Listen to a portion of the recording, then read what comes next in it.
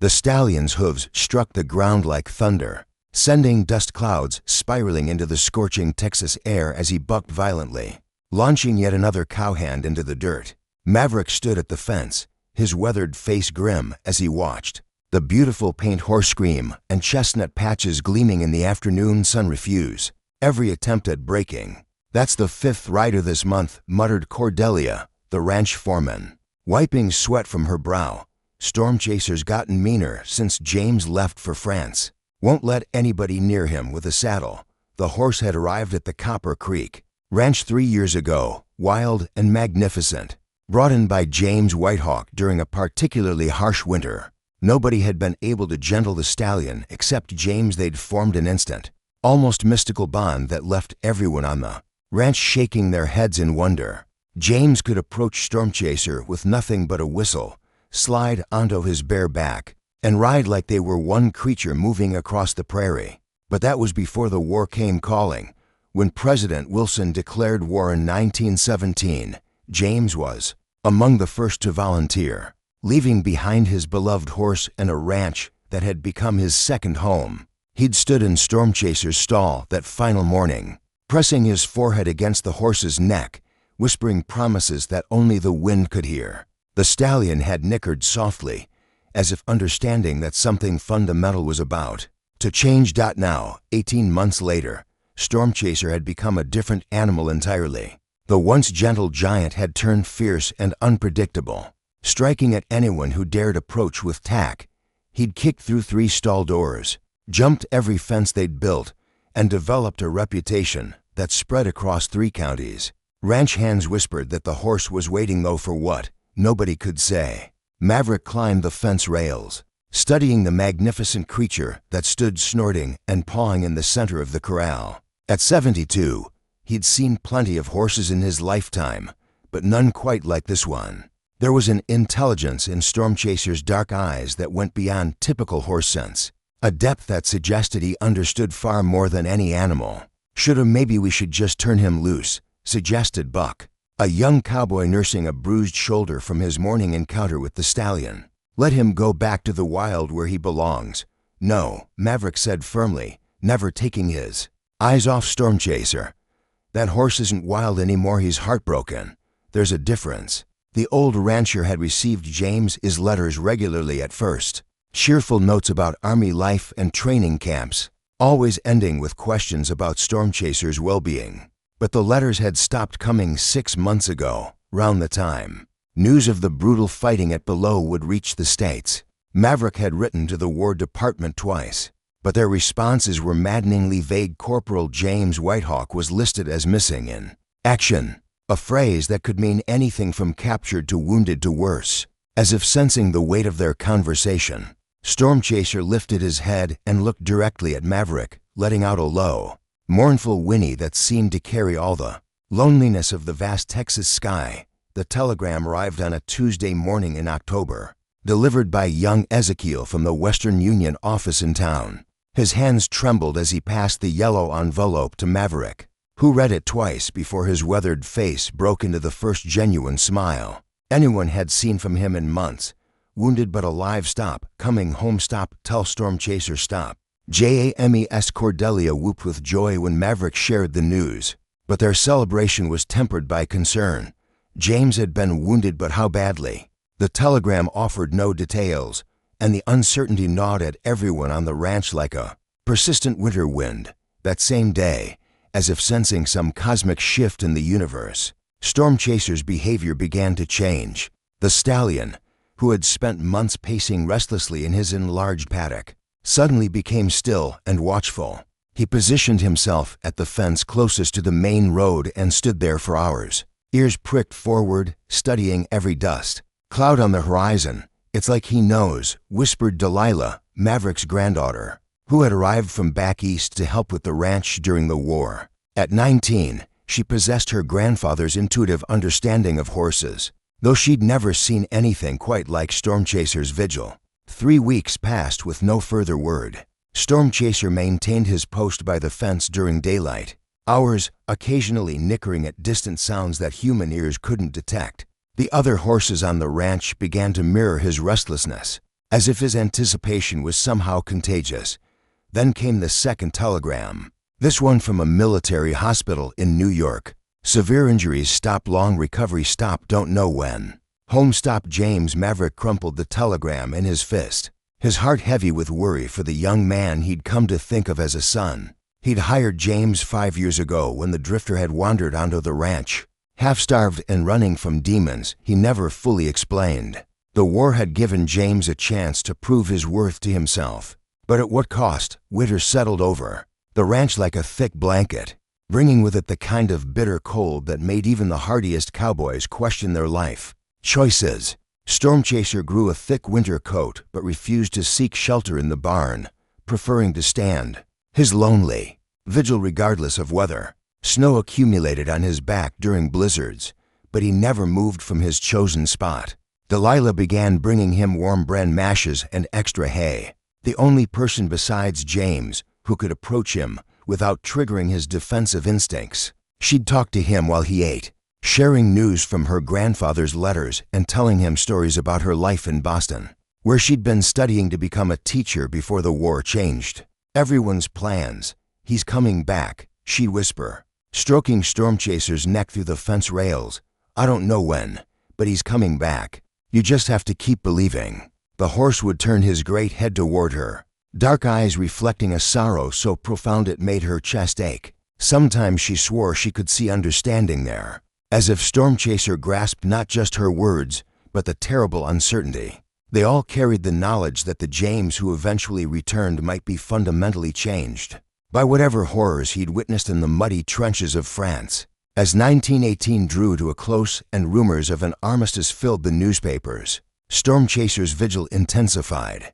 He barely ate, barely rested, as if every fiber of his being was focused on the distant road and the reunion that seemed both inevitable and impossibly far away. The armistice was signed on a cold November morning in 1918, and church bells rang across the county in celebration.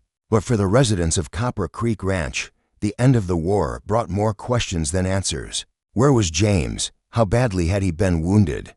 When would he finally come home? Stormchaser seemed oblivious to the celebrations. If anything, his behavior became more erratic as winter deepened. The stallion had lost weight despite Delilah's careful attention to his feeding, and his beautiful coat had lost some of its luster. Dr. Finnegan, the local veterinarian, examined him thoroughly, but could find nothing physically wrong. It's his spirit that's ailing, the old Irish doctor told Maverick, shaking his head sadly. I've seen it in people. Sometimes they just pine away waiting for someone who might never return. Animals can suffer the same affliction. Christmas came and went without word from James, then New Year's. By February, even Maverick's eternal optimism was beginning to waver. He'd written to every military hospital he could think of, but the responses were always the same. Corporal James Whitehawk had been discharged and was no longer their responsibility, that it was Cordelia who suggested they might be looking in the wrong places. What if he's not in a hospital anymore? She asked one evening as they sat around the kitchen table, oil lamps casting dancing shadows on the walls. What if he's trying to make his way back on his own? But he's different now. The possibility hung in the air like smoke from the wood-burning stove. They'd all heard stories about soldiers who'd returned from the war, changed men, who jumped at sudden sounds, who couldn't sleep, who saw enemies in every shadow. Shell shock. The doctors called it, though nobody really understood what it meant or how to fix it. Delilah had been reading everything she could find about the condition, borrowing medical journals from Dr. Finnegan and corresponding with doctors back east. The more she learned, the more she understood why James might be struggling to find his way home. Some of them can't handle crowds anymore, she explained to her grandfather, or loud noises. They might avoid trains and cities, stick to back roads and small towns. If James is traveling on foot, he could be anywhere between here and the East Coast, Maverick finished grimly. Meanwhile, Stormchaser's condition continued to deteriorate. The proud stallion who had once been the talk of 3 counties now stood with his head hanging low, barely acknowledging the world around him. Even Delilah's gentle presence couldn't rouse him from his melancholy. Buck, The young cowboy who'd once suggested turning Stormchaser loose now watched the horse with genuine concern. "Maybe that's what he needs," he said one morning as they observed the stallion standing motionless in the paddock. "Maybe he needs to go looking for James himself." It was a crazy idea, the kind of romantic notion that belonged in dime novels rather than real life. But as winter gave way to spring and still no word came from James, the idea began to seem less crazy and more like divine inspiration. Maverick found himself studying maps, tracing possible routes from the East Coast to Texas, wondering if there was any truth to the old stories about horses being able to find their way across impossible distances. He'd heard tales from his grandfather about cavalry horses during the Civil War, animals who'd somehow made their way home across hundreds of miles of unfamiliar territory. But Stormchaser wasn't just any horse, he was a creature who seemed to understand the human heart in ways that defied explanation. If anyone could find James Whitehawk in the vast expanse of America, it might just be the stallion who'd been waiting for him with such heartbreaking patience. As spring blossomed across the Texas plains, a desperate plan began to take shape in Maverick's mind. Spring of 1919 brought wildflowers to the Texas plains, but Stormchaser remained indifferent to the changing seasons. The stallion had developed an alarming habit of standing perfectly still for hours at a time, so motionless that ranch hands would approach his fence just to make sure he was still breathing. Dr. Finnegan's latest visit had been sobering. "I've seen horses die from this kind of grief," he told Maverick privately. "His heart's just giving up. If something doesn't change soon, we're going to lose him." That night, Maverick made a decision that would have seemed impossible just months earlier. He found Delilah in the kitchen, mending a bridle by lamplight, and sat down across from her with the weight of the world on his shoulders. "I'm going to let him go," he said quietly. Delilah looked up from her stitching, confusion flickering across her face. "What do you mean, Stormchaser?" "I'm going to open the gate and let him find James himself." For a long moment, the only sound in the kitchen was the soft ticking of the mantel clock. Then Delilah set down her needle and thread, her young face serious beyond her years. "Grandfather, that's over 1,000 miles of territory he'd have to cover. He doesn't know where James is any more than we do." "Maybe not," Maverick admitted, "but that horse has been waiting for 18 months, and it's killing him, at least this way. He'll be doing something instead of just fading away." They talked long into the night, weighing the risks against the increasingly slim chances of Stormchaser surviving much longer in his current state. By dawn, they'd reached an agreement. They would give Stormchaser his freedom to search for James, but they wouldn't send him out unprepared. Cordelia thought they'd all lost their minds when they explained the plan at breakfast, but even she couldn't argue with the evidence of her own eyes. Stormchaser was dying by degrees, and conventional medicine had nothing to offer. They spent 3 days preparing for what might be either a rescue mission or an elaborate form of euthanasia. Delilah crafted a lightweight leather saddlebag containing basic supplies: dried corn, salt, a small metal cup for water. Maverick insisted on including a note wrapped in oilcloth, addressed to anyone who might find Stormchaser, explaining the situation and offering a reward for information about James Whitehawk. But the most important preparation was the simplest. They gathered every item they could find that still carried James's scent: his old work shirt, a leather glove he'd forgotten in the barn, even the blanket from his bunk in the ranch house. These they bundled together, creating an aromatic trail of memory that might guide Stormchaser's incredible senses toward his missing partner. On the chosen morning, Maverick approached Stormchaser's paddock with hands that trembled slightly. The stallion raised his head as the old rancher approached, and for the first time in months, there was something like alertness in his dark eyes. "I don't know if this is the right thing to do, boy," Maverick said softly, attaching the lightweight pack to a specially modified halter that Stormchaser could easily remove by rubbing against a tree or fence post. "But I can't watch you waste away any longer." He opened the gate and stepped back, his heart pounding with the magnitude of what he was about to do. For a moment, Stormchaser simply stood there, as if he couldn't quite believe that freedom was finally being offered. Then something extraordinary happened. The stallion's head came up, his ears pricked forward, and his nostrils flared as he caught the familiar scent emanating from the pack. A tremor ran through his entire body, as if an electric current had suddenly brought him back to life. Stormchaser walked through the open gate with deliberate steps, pausing only to nuzzle Maverick's weathered hand in what felt unmistakably like gratitude. Then he turned toward the main road, broke into a smooth trot, and disappeared into the vastness of the American landscape. Behind him, 3 people stood in stunned silence, wondering if they'd just witnessed the beginning of a miracle or made the biggest mistake of their lives. For 6 weeks, there was no word about Stormchaser's journey, and Maverick began to fear he'd sent the stallion to his death in the wilderness. Then the letters started arriving, brief notes from farmers, telegraph operators, and small-town sheriffs across Oklahoma, Arkansas, and Tennessee, all describing encounters with a remarkable paint horse traveling alone with purpose that seemed almost human. "Horse came through my pasture Tuesday morning," wrote a cattle rancher from outside Tulsa. "Never seen anything like it. Wouldn't take feed, wouldn't let nobody approach. Just stood at my fence line sniffing the air like he was reading the wind for news. Headed northeast at sunup, moving like he knew exactly where he was going." A telegraph operator from Little Rock described a similar encounter. "Beautiful stallion appeared in town square during lunch hour. Folks gathered to admire him, but he paid them no mind. Seemed to be listening for something. After about an hour, he trotted straight out of town on the Memphis road." The most intriguing report came from a country doctor in eastern Tennessee, who'd treated a drifter matching James's description several weeks earlier. "Young fellow came through here in rough shape."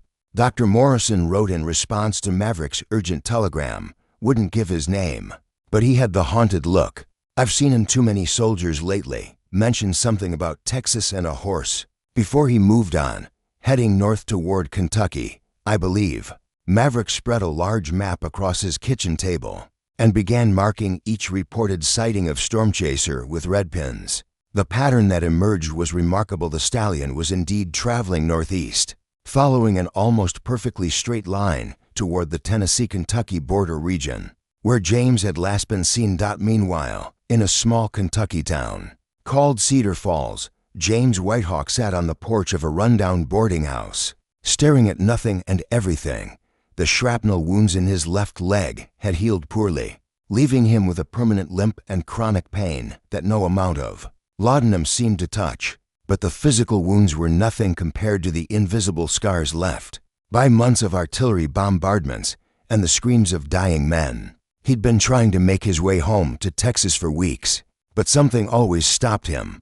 Crowds made him panic. Loud noises sent him diving for cover. The thought of explaining his condition to people who'd known him before the war seemed impossible. How could he tell Maverick and the others about the nightmares that came every time he closed his eyes? How could he face Stormchaser when he could barely face himself? So he drifted from town to town, taking odd jobs when his nerves allowed, sleeping rough when they didn't, caught in a limbo between the hell he'd left behind and the home he wasn't sure he deserved. To reclaim. It was on a Tuesday morning in early June that James first heard the sound that would change everything. A familiar whinny carried on the morning breeze, so unexpected and impossible that he was sure his damaged mind was playing tricks on him. But the sound came again, closer this time, and James felt his heart skip in a way it hadn't since before the war. He limped to the edge of the boarding house's sagging porch and looked down the dusty main street of Cedar Falls. There, standing in the middle of the road like something out of a fever dream, was Stormchaser. The stallion looked older, thinner, his once magnificent coat dulled by weeks of hard travel, but his eyes, those intelligent, soulful eyes, were exactly as James remembered them. For a moment, man and horse simply stared at each other across 50 yards of empty street, both afraid to believe what they were seeing. Then Stormchaser took a single step forward, and the spell was broken. James stumbled down the porch steps, his wounded leg forgotten, and began to run toward the impossible vision of his beloved friend. They met in the middle of the street, James throwing his arms around Stormchaser's neck while the horse nickered softly and pressed his muzzle against his master's shoulder. Both of them were trembling with exhaustion, with relief, with the overwhelming joy of a reunion that had seemed impossible just moments before. "How did you find me, boy?" James whispered, his voice breaking with emotion. "How did you know?" The reunion in Cedar Falls marked the beginning of a different kind of journey, not one measured in miles, but in the slow, careful process of healing to damaged souls. James discovered that Stormchaser carried supplies from home, including letters from Maverick that brought tears to his eyes and a sense of belonging he'd almost forgotten existed. But the horse had given him something even more precious, a purpose. Beyond his own pain, James could see that the long journey had taken its toll on Stormchaser. The stallion's ribs showed through his dull coat, and there was a weariness in his movements that spoke of pushed limits and sacrificed strength. For the first time since returning from France, James found himself focused on something other than his own suffering. "We both need some healing time, don't we, boy?" he murmured, running gentle hands over Stormchaser's travel-worn frame. They spent 2 weeks in Cedar Falls while James worked odd jobs to earn money for supplies, and Stormchaser recovered his strength. In a rented pasture outside town, the local veterinarian, Dr. Sullivan, examined the horse and marveled at his condition. "I've never seen anything like it," he told James. "That animal traveled over 800 miles to find you, navigating by instinct alone. The bond between you two must be extraordinary." During those quiet days, something remarkable began to happen. As James cared for Stormchaser, brushing his coat, treating minor cuts and abrasions, ensuring he had proper feed and clean water, his own wounds began to heal in ways that had nothing to do with medicine. The simple act of being needed, of having a living creature depend on him for care and comfort, awakened something in James that he'd thought the war had killed forever. Stormchaser, meanwhile, seemed to understand that his master was different now. The horse was gentler than before, more patient, as if he sensed the fragility behind James's outward composure. When nightmares jerked James awake in the middle of the night, he would often find Stormchaser standing outside his boarding house window, a silent guardian watching over his troubled sleep. The decision to begin the journey home to Texas was made without words. One morning in late June, James simply saddled Stormchaser for the first time in over 2 years, and the stallion accepted the familiar weight as if no time had passed at all. They left Cedar Falls at sunrise, riding west toward a horizon that promised healing and redemption. The journey home was nothing like Stormchaser's desperate eastward trek.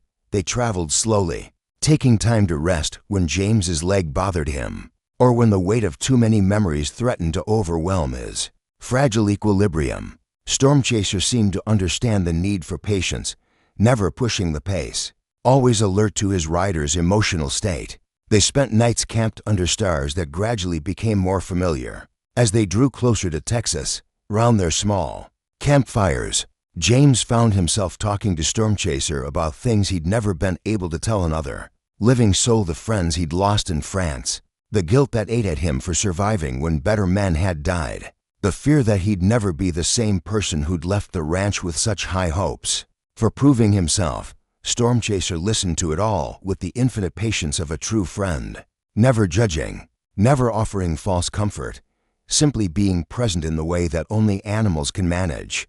Gradually, James began to understand that healing didn't mean forgetting or returning to who he'd been before. It meant learning to carry his scars with dignity and finding new ways to be useful.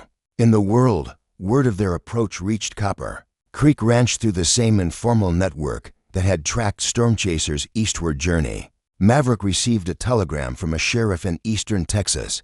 "Your horse and rider are 3 days out, both looking travel-worn but alive. Thought you'd want to know." The old rancher's hands shook as he read the message, and for the first time in months, he allowed himself to hope that the impossible reunion might actually have a happy ending.